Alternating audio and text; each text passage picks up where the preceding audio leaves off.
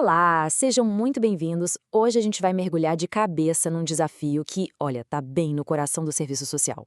Sabe aquela tensão que sempre existe entre a teoria, os grandes ideais e a prática do dia a dia? Pois é uma conversa sobre a alma da profissão e como é que essas ideias tão bonitas se transformam em ação no mundo real.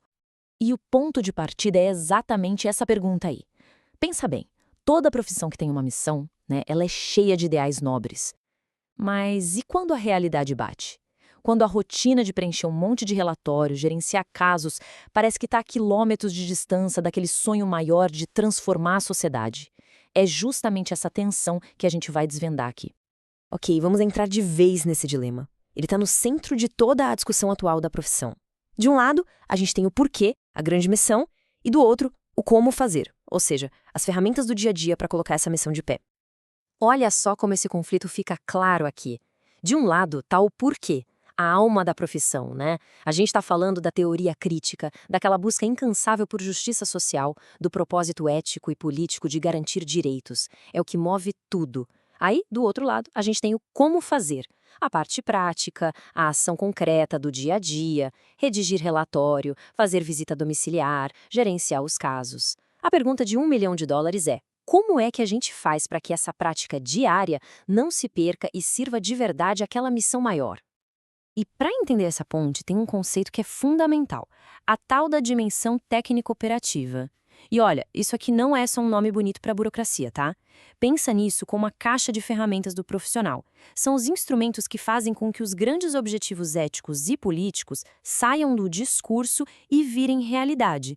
Porque vamos combinar, sem um como fazer que seja sólido, bem pensado, o porquê corre um risco enorme de ficar só na intenção, só no papel. Certo, mas como é que a gente chegou nesse ponto?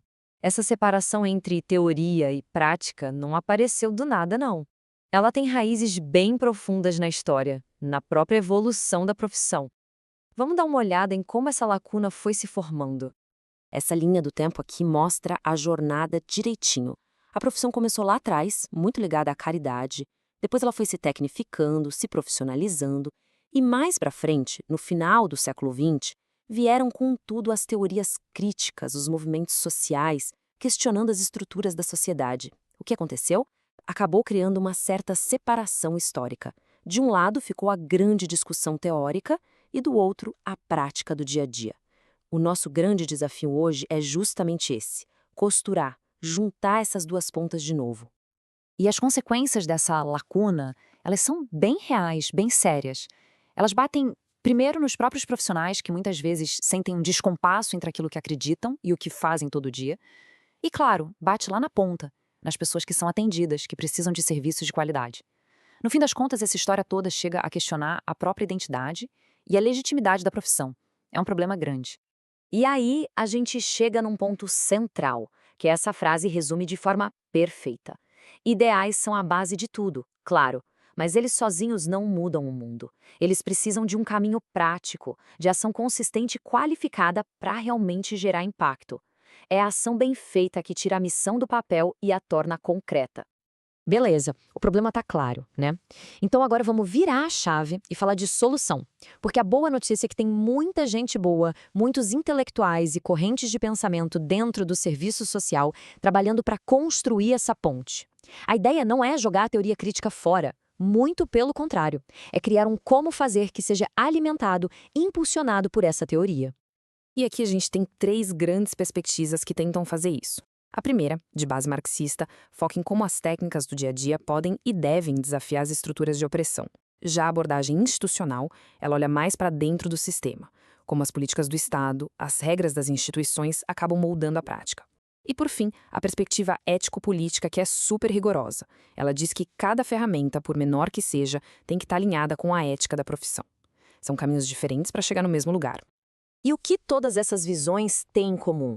Todas elas batem na mesma tecla. A formação do profissional precisa ser crítica, reflexiva. E que não existe técnica neutra. Toda ação tem uma direção. A grande diferença está na ênfase. Algumas puxam mais para uma transformação radical da sociedade, enquanto outras focam mais em qualificar a prática dentro dos sistemas que a gente já tem. É um debate riquíssimo e super importante.